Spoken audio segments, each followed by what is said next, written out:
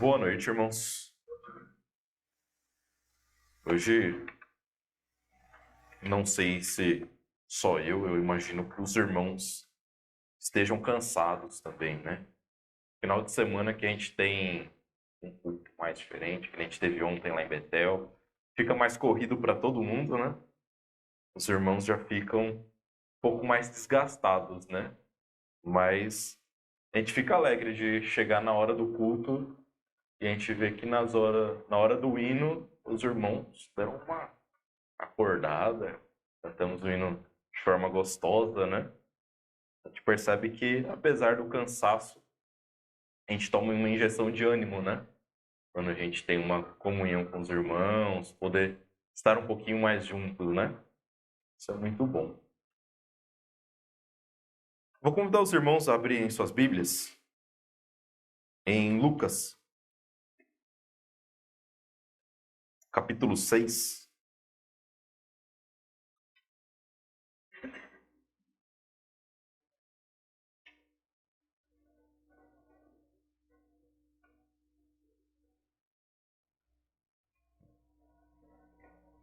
Versículo 46.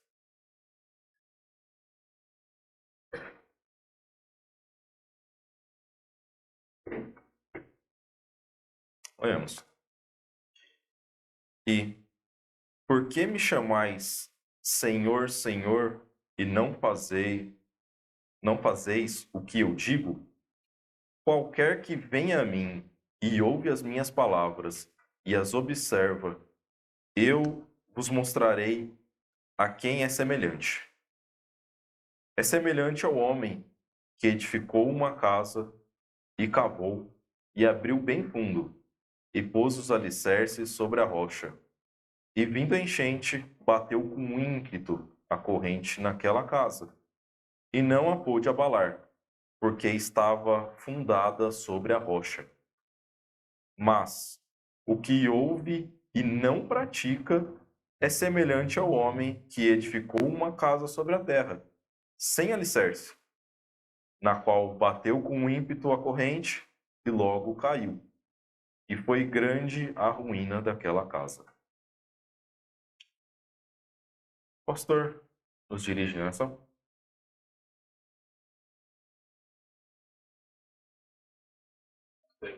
Uma vez,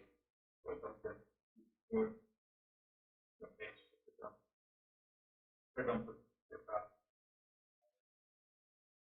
Toda a nossa adoração, louvor e vitória chegar. Especialmente agora, né? Pela mensagem, que eu posso abençoar. Texto, livro e talvez mais, que eu possa dar hoje, possamos ser abençoados, alimentados por essa palavra tão preciosa para ter uma vida, usando dele para falar ousadia, sabedoria, pela condição das nossas vidas. Irmãs, que nada virtue nossa atenção, ajuda, para que nós possamos ter total proveito desse pedido, da tua palavra, que ela possa ser ouvida, mais do que isso, que ela possa realmente produzir efeitos no nosso coração. Nós pedimos isso, agradecemos por tudo, pelo nome do Filho Jesus. Amém. Amém. Então, nós vamos aqui analisar um pouquinho essa passagem, um pouco ao redor dela, para, apesar dele ser um versículo aqui que ele começa pegando no pé, né? Ele tá cobrando, por que não fazes o que eu digo, né?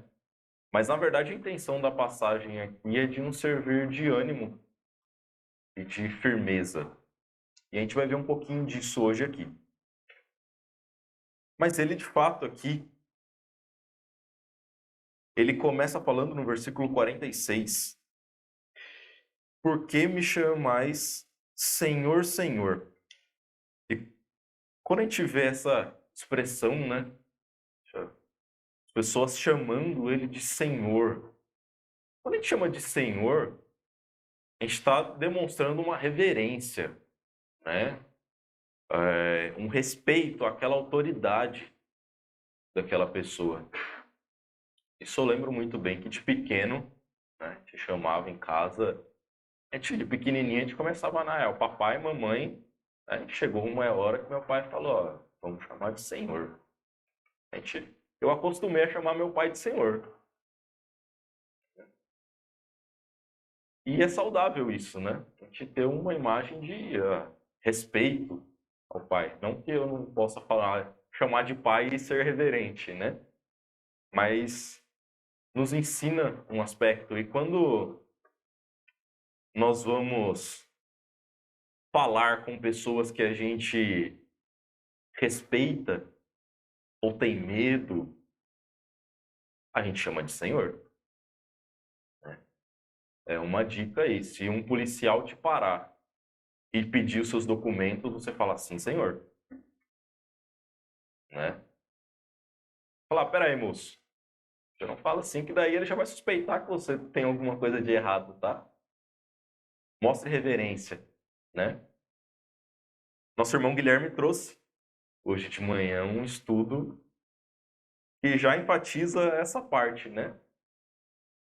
Da mulher que teve a reverência ao chamar por Jesus, por clamar a misericórdia dele para com ela. E, de fato, aqui Jesus está falando que isso é correto.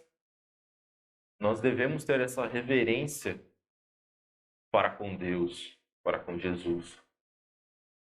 De que Ele, de fato, é o nosso Senhor. Ele é a autoridade. Só que Ele continua. Ele falando, ok, faz uma coisa correta, mas você não pode parar por aí. Porque nós vimos ainda, né? Ontem o pastor Viana fez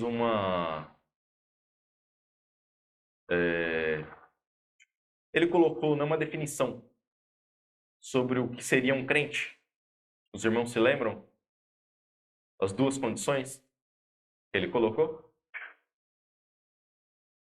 Um era acreditar que Cristo é o Salvador. E a outra é ter Ele como um Senhor. E esse versículo aqui, ele usa exatamente essas duas coisas também. Só que, ao contrário, né? Ele inverte aqui a sequência. Estão chamando de Senhor, mas não faz. Falta crer um pouco mais. Falta agir como, de fato, Cristo sendo o seu Senhor. A gente vê aqui que Jesus está acusando eles de uma certa hipocrisia. Vocês estão falando com respeito, mas não estão agindo com respeito para com Cristo.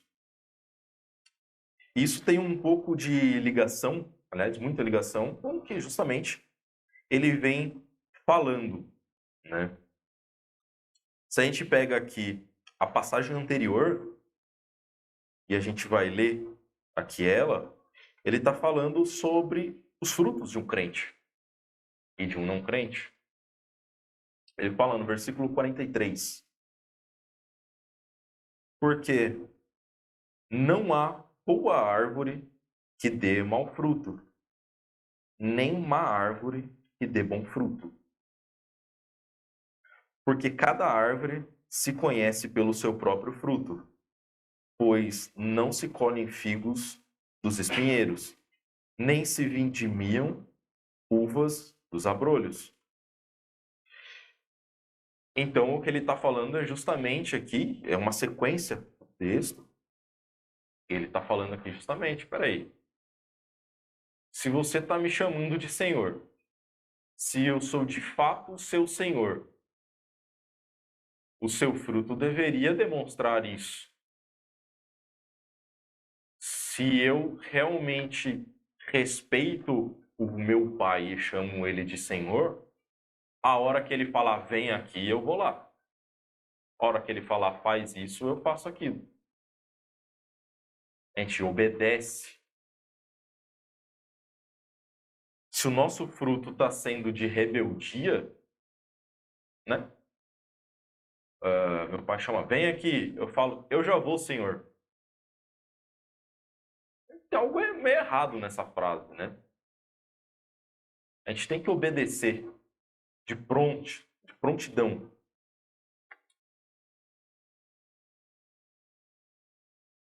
E o versículo 45, ele continua aqui dizendo: o homem bom, do bom tesouro do seu coração, tira o bem. E o homem mau, do mau tesouro do seu coração, tira o mal. Porque da abundância do seu coração fala a boca.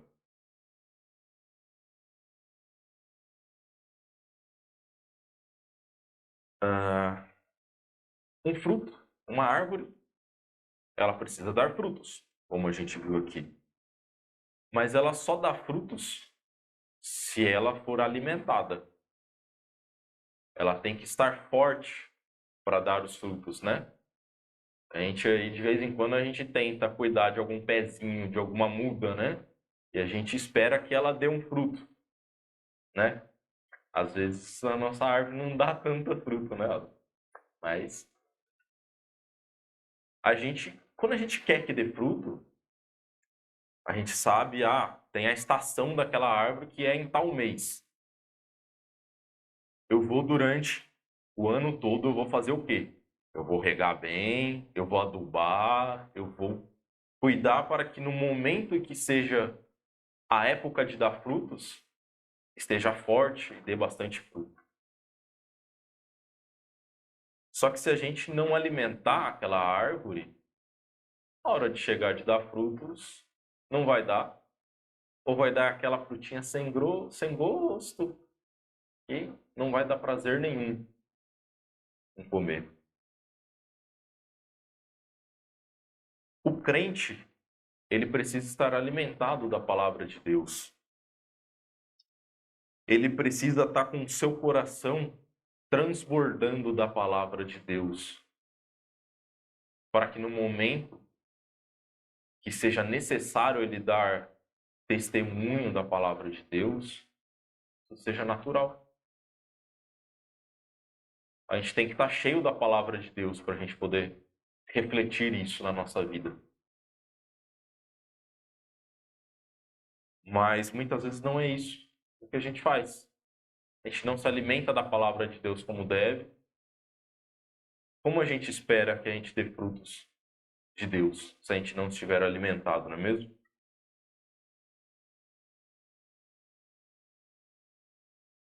Voltando aqui à passagem inicial que nós estávamos vendo, o versículo 47,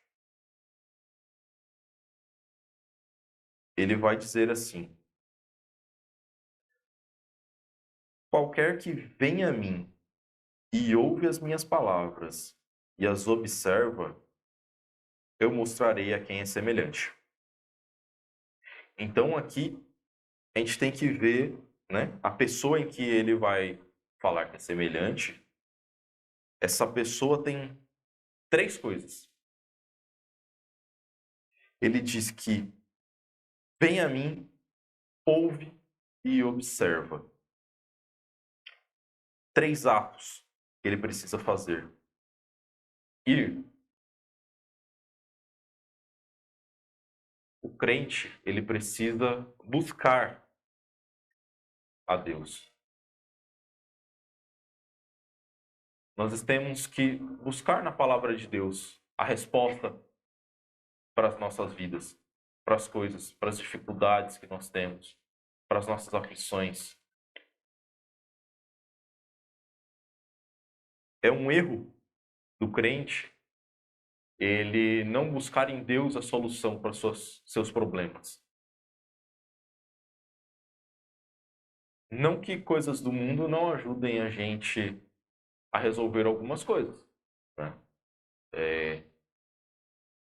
Se eu tenho um problema de saúde, eu preciso buscar um médico para ele resolver esse problema.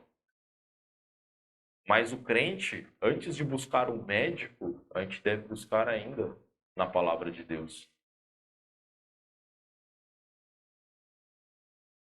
Ele vai usar o médico, vai usar das situações, vai interceder por nós, no nosso corpo.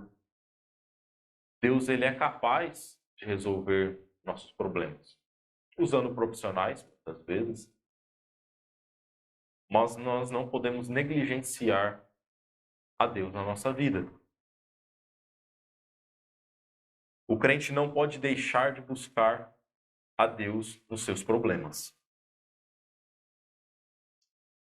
Mas não é só ir até Deus. Você pode falar, ok, eu tenho um problema e eu vou à igreja. Eu abro a Bíblia. Só que aí nós temos o passo 2, que ele fala que ouve as minhas palavras. Deus fala conosco. E nós temos que estar com o nosso coração pronto a ouvir o que Deus tem para nos dizer. A gente não pode ser duro e, ok, eu vou na igreja e pronto, meus problemas vão ser resolvidos. Simplesmente Deus sentar no banco. A palavra de Deus, ela é viva e ela fala conosco. Não é uma coisa fria, como muitas pessoas fazem, né? Nós vemos, por exemplo, a Igreja Católica, você vai lá com um problema, reza não sei quantas Ave Maria. Não, a gente tem que ouvir o que a palavra de Deus tem para nos dizer. Leia o que Deus tem a nos ensinar.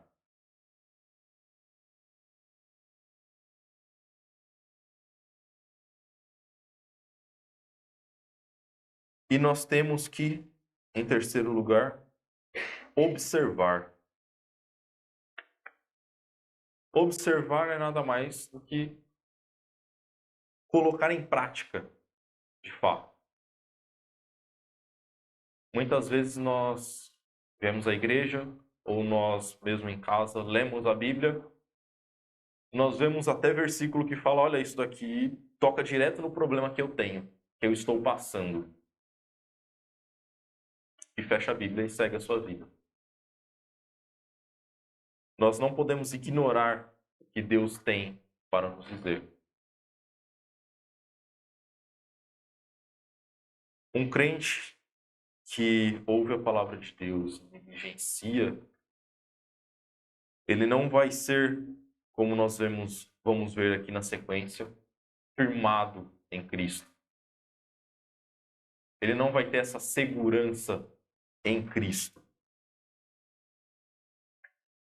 Nós temos, como vimos aqui anteriormente, que dar fruto de Deus. Não é só ouvir da palavra de Deus, eu estou me enchendo da palavra de Deus. Eu leio, ouço pregações. Né? Hoje em dia a gente pode chegar lá no YouTube e ficar passando mensagem o dia inteiro. E às vezes a gente decora a Bíblia, a gente decora a passagem, mas a gente não aplica a palavra de Deus na nossa vida. A palavra de Deus ela deve ser vivida pelo crente. E é exatamente nesse ponto, nesse último ponto, em que Cristo está pegando aqui nessa passagem. Porque o que ele está alertando aqui são de pessoas que estão chamando de Senhor, mas não praticam, não fazem o que deveriam estar fazendo.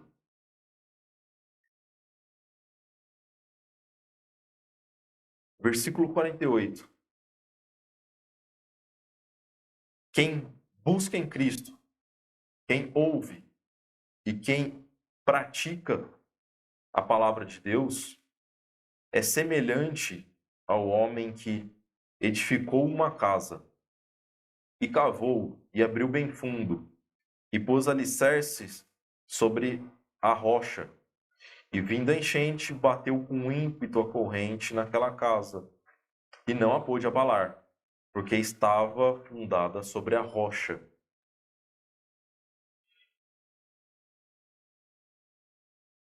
Cavar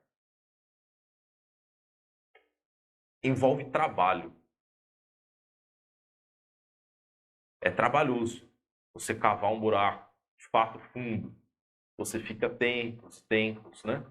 Às vezes a gente olha as construções, a gente ainda estava observando esses dias, né? Fazendo prédios por aí, bairros novos sendo construídos, e a gente passa um tempão olhando e nada de construir, né? Mas a gente vê só sujeira de terra. Porque estão cavando. Precisa ter muito propósito para aquilo, porque dá trabalho cavar.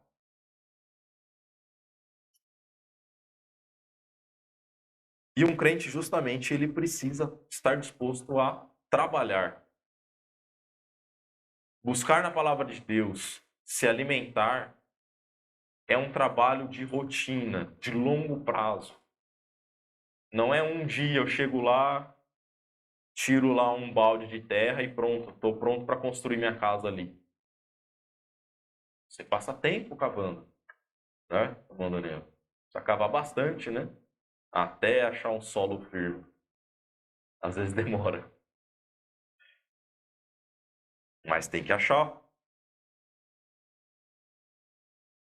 A vida do crente, ela não é fácil. Se você compara aqui as duas casas sendo edificadas, no primeiro ele está ali escrevendo que cavou e abriu bem fundo e pôs alicerce. O segundo só, o homem edificou a sua casa sobre a terra. Não envolveu trabalho nenhum. Ele construiu a casa. Mas o preparo mínimo. O primeiro caso, o correto, ele teve que cavar e cavar fundo.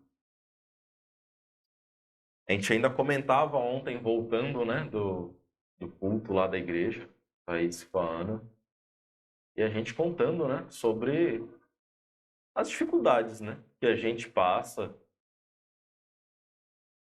E a gente sabe que os irmãos, todos os irmãos passam, né? A gente tem um grupo pequeno de irmãos e a gente acaba conhecendo a vida de todo mundo, pelo menos um pouco, né, do que cada um está passando, a gente sabe. E o que a gente vê é que todos os irmãos passam por uma dificuldade, tem algo com que lutar no dia a dia.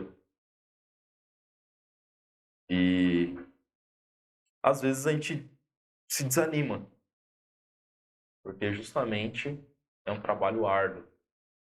E parece que a gente cava para tentar chegar em algum lugar firme e parece que o buraco está desmoronando e voltando e fechando, né?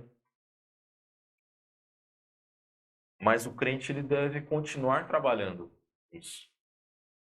Porque Deus nos disse para cavar fundo até achar a rocha.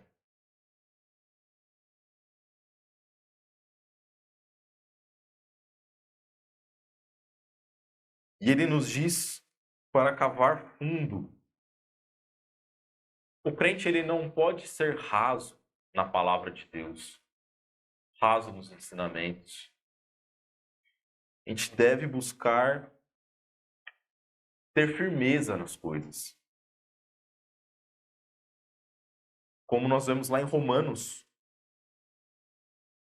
capítulo 14.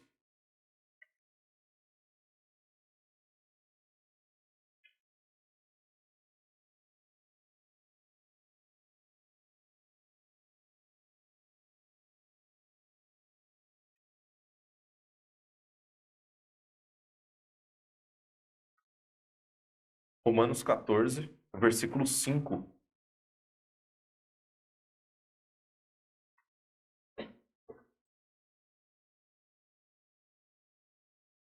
Ele nos diz: um faz diferença entre dia e dia, mas outro julga iguais todos os dias.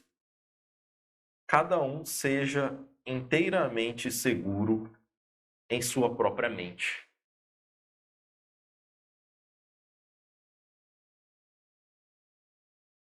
Nós precisamos ir fundo na palavra de Deus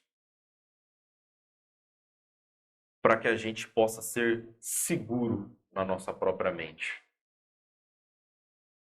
e não ficar dependendo do que o que a igreja decidir está bem, o que a igreja interpreta está bem. O verdadeiro crente ele deve estudar. Nós estamos fazendo o estudo com os varões sobre como interpretar a Bíblia corretamente. E por mais que seja um irmão que não pregue, ele precisa ter a interpretação correta da palavra de Deus. Ele precisa saber por ele mesmo, entender corretamente o que a Bíblia diz e achar respostas para as coisas na Bíblia. Ele tem que saber estudar a palavra de Deus.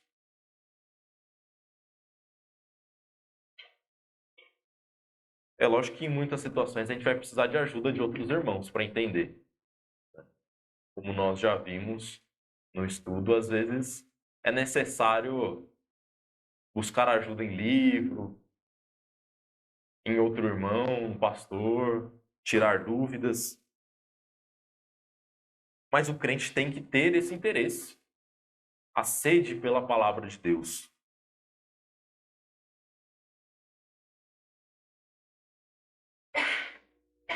Se está faltando isso para nós, nós temos que buscar ter. Renove o seu ânimo. Você não pode ser assim. Eu não posso ser assim. Eu sou uma pessoa que muitas vezes tem preguiça de estudar. Eu já falei isso em algumas mensagens, porque é uma verdade. Mas a gente não pode se acomodar a isso. É um erro, é um pecado. É um pecado de cada irmão que não busca compreender melhor a palavra de Deus, que não busca crescer, que não busca dar fruto da palavra de Deus. Um crente ele tem que querer dar fruto.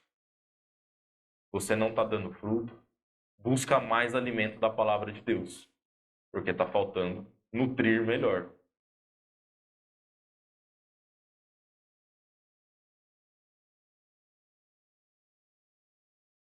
Voltando lá à nossa passagem de Lucas,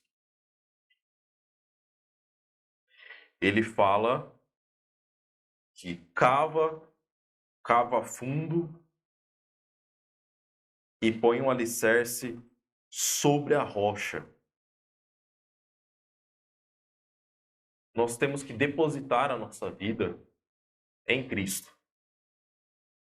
Confiar nele, nas nossas aflições, nas nossas dificuldades. Nós temos que estar seguro em Cristo. Não adianta a gente cavar, se não for para estar firme em Cristo.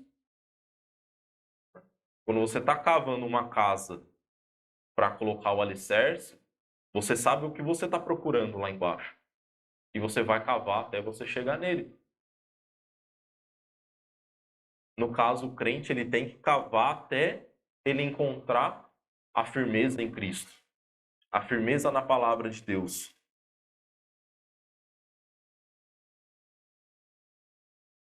Nós vemos em Mateus, capítulo 14,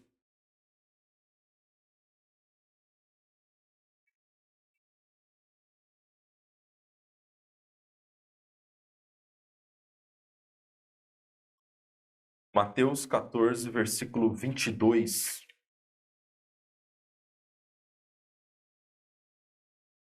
ele vai nos falar aqui um pouquinho sobre ter essa confiança em Deus em momentos de perigo, de medo, de aflição. Ele diz aqui: e logo ordenou Jesus que os seus discípulos entrassem no barco e fossem adiante para o outro lado, enquanto despedia a multidão. E despedida a multidão, subiu ao monte para orar, à parte. E chegada já a tarde, estava ali só. E o barco estava já no meio do mar, açoitado pelas ondas, porque o vento era contrário. Mas, à quarta vigia da noite, dirigiu-se Jesus para eles, andando por cima do mar. E os discípulos, vendo andando sobre o mar, assustaram-se, dizendo: é um fantasma, e gritaram com medo. Jesus, porém, lhes falou logo, dizendo: tende bom ânimo, sou eu, não temais. E respondeu-lhe Pedro, e disse: Senhor, se és tu, manda-me ir ter contigo por cima das águas. E ele disse: vem. E Pedro, descendo do barco, andou sobre as águas para ir ter com Jesus. Mas, sentindo o vento forte, teve medo. E começando a ir para o fundo, clamou, dizendo: Senhor, salva-me. E logo Jesus, estendendo a mão, segurou-o e disse-lhe: Homem de pouca fé, por que duvidaste? E quando subiram para o barco, acalmou o vento. Então aproximaram-se os que estavam no barco e adoraram-no, dizendo: És verdadeiramente filho de Deus. Então o que a gente vê aqui, versículo 26, e os discípulos, vendo andar sobre o mar, assustaram-se, dizendo: é um fantasma, e gritaram com medo. É uma passagem que sempre que a gente lê, a gente acha engraçado, né? Poxa, será que eles imaginavam que era um fantasma mesmo andando ali? Mas entre um fantasma ou alguém andar em cima da água, talvez o fantasma seja uma opção mais viável, né? E a gente não pode esquecer que eles estavam de fato com medo, porque, pelo que conta aqui, o mar estava agitado. Então eles já estavam com medo. As pessoas não nadavam naquela época, né? Pedro não tinha ali não fez uma aula de natação, não mergulhava para nadar com os peixinhos. A gente vê que eles tinham medo de cair na água, de afundar. Ainda mais no meio da noite, seria algo bem complicado para eles ali cair no mar ou o barco afundar. Eles eram pescadores, a maioria ali, né? Boa parte. Então, eles sabiam muito bem do risco que eles estavam correndo naquele lugar. Bom, qual era o medo deles se eles estavam com mais medo por causa do mar agitado? Ou com mais medo por estar vendo uma pessoa andando em cima da água, achando que era o fantasma? Talvez um estivesse com mais medo de uma coisa, outro de outra, mas eles estavam todos aflitos. E muitas vezes na nossa vida nós estamos com medo e aflitos por algumas coisas. Cada irmão aqui hoje talvez tenha alguma coisa que esteja te afligindo, que te dê medo, que te dê angústia.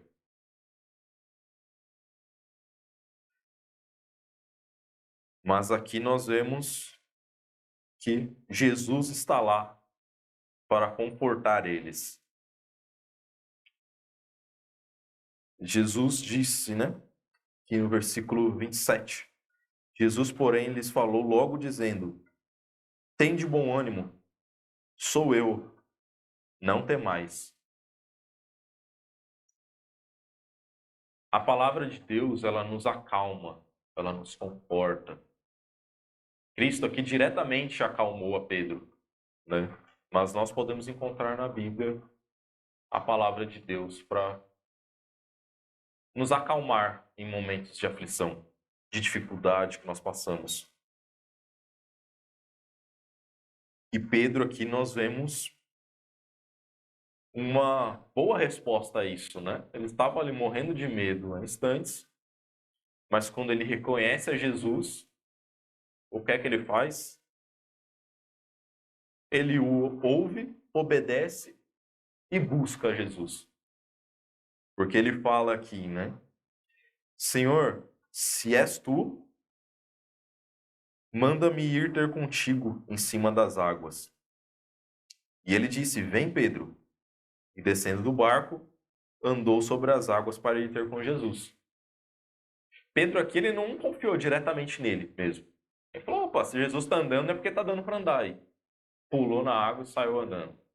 Não. Falou, Senhor, se você disser para mim ir, eu vou. Ele confiou no que Jesus tinha falado para ele. E Jesus falou, pode pisar. E ele foi. E é assim que um crente deve agir, né? Como nós vimos agora na passagem anterior. Buscar em Jesus, confiar nele e obedecer. Pedro fez exatamente como Jesus tinha falado para ele fazer. Só que tem um porém. Versículo 30, mas sentindo o vento forte, teve medo. E começando a ir para o fundo, clamou, dizendo, Senhor, salva-me. Eu não sei quais irmãos aqui já tiveram a experiência de tentar andar de stand-up. Stand-up é aquela prancha grande, né? Maior do que uma prancha de surf, mais larga. Que você fica de pé e vai remando. E a gente assiste a pessoa andando ali, olha que sossego, que calma, que paz, né? Uma pessoa ali plena andando naquilo, né? Está sob o controle de tudo. Quem aqui já tentou ficar de pé naquilo? Tentaram, né? A gente levou os meninos ali para tentar fazer isso recentemente. Conseguiram ficar quantos segundos, mais ou menos? 10 segundos? Ó, vencedor. Olha, é difícil. Eu já consegui andar um pouquinho naquilo ali, em um lugar bem calmo. A água nem se mexia para eu subir. Mas a verdade é que a hora que você vê a onda se formando ali do lado, você cai antes da onda chegar. Porque a perna já treme. A gente sente medo. Fala, eu vou cair. Tirando a Ana. A Ana não tem medo e ela não cai. É impressionante, gente. Parabéns. Mas a verdade é que o crente, ele é assim. Como o Pedro aqui. Ele, né? Não estava nem em cima de uma prancha de stand-up. Ele estava em cima de nada. A hora que ele viu o vento agitando a água, a perna tremeu. E o crente, muitas vezes nós buscamos a Cristo, nós nos alimentamos, mas tem momentos na nossa vida em que é difícil. O crente, ele vai sofrer, ele vai padecer por muitas coisas na vida dele, por aflições que na hora ele não encontra solução. Muitas vezes aqui eu acho que Pedro não conseguia nem enxergar Cristo no momento. A hora que o mar agitou, eu acho que Pedro não estava olhando mais para Cristo, deve ter olhado para a onda vindo. Porque a gente se distrai da palavra de Deus. A gente esquece em quem nós estamos confiados, quem está nos sustendo até ali.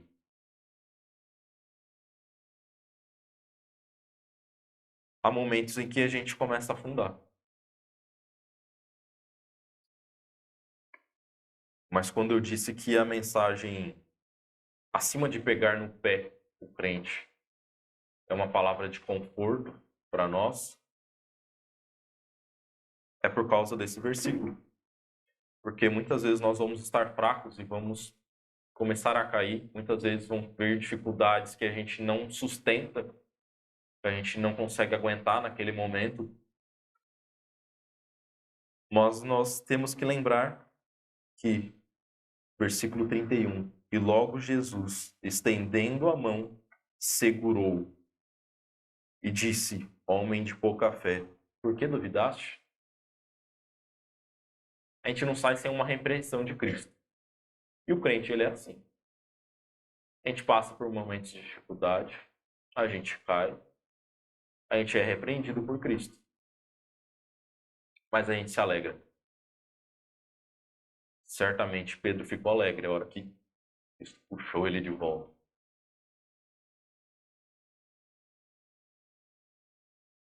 O crente, ele sabe que, apesar das dificuldades, ele tem Cristo que pode suster acima de qualquer dificuldade que ele venha passar.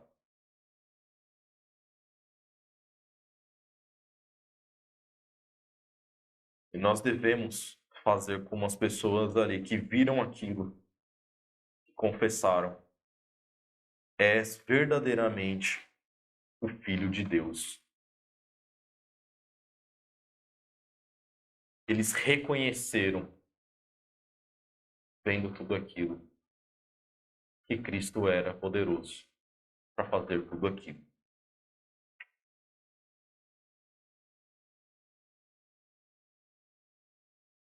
Uma pessoa que está firmada em Cristo, na rocha de Cristo, ela tem essa confiança para o resto de sua vida.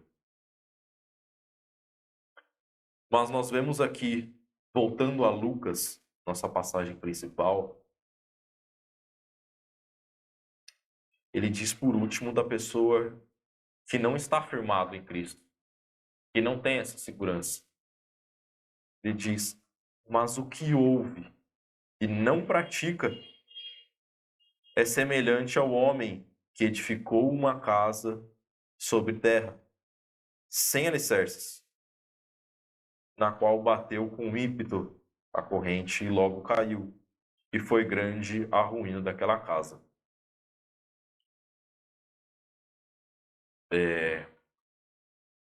Nós, como quando o pastor Marcos mudou para Mongaguá, a gente foi lá ajudar eles a arrumar a casa, tudo mais. Quando a gente chegou lá, a gente observou o chão da cozinha, tinha um caimento diferenciado. A gente falou, nossa, que povo estranho que faz um caimento na cozinha assim, né? Poxa, que eles não viram que vai empoçar para debaixo dos armários essa água aqui? Caimento grande na cozinha. Estranho, né? Mas eu não sei nada de construção, então eu não vou julgar, né? E a gente seguiu. Mais tarde a gente descobriu o porquê daquilo. Acontece que embaixo era areia. Estava cedendo. E é isso que acontece quando você constrói em cima da areia, sem algo firme para segurar a casa. Infelizmente não aconteceu nada demais. Só uma trabalheira a mais lá, né, de obra, para corrigir. É o problema de casa no litoral, né? Muitas vezes o solo é areia. Mas a gente percebe que uma casa que está fundada na areia, ela desaba. Ela vai ceder. Ela precisa estar firmada na rocha. Mas nós entramos naquela casa, nós dormimos naquela casa, a gente limpou aquela casa, carregou móveis para dentro daquela casa e a gente achava a casa segura. A gente não sabe do risco que está. As duas casas aqui estavam construídas. Quem está dentro da casa está se achando seguro. A diferença é que uma das casas está segura na rocha. A outra casa, ela está se achando segura, mas ela não está segura em nada. O versículo fala que ela não tem alicerce. Ela vai embora. O crente ele não pode ser firmado nele mesmo. A casa dele não pode ser firmada nela mesma. Tem que ser firmada em Cristo. Não devemos confiar em nós mesmos. Não devemos chamar a Jesus de Senhor, mas agir conforme nós achamos que devemos agir. Nós devemos agir como Deus manda que nós devemos fazer. Que nós possamos usar, irmãos, dessa passagem para refletir um pouco mais sobre a nossa vida. Analisar sobre como nós temos vivido, o que nós temos feito. Se estamos dando fruto, se estamos nos alimentando para dar frutos. Se confiamos em Deus nas nossas dificuldades. Se estamos firmados realmente em Jesus, se estamos seguros nele.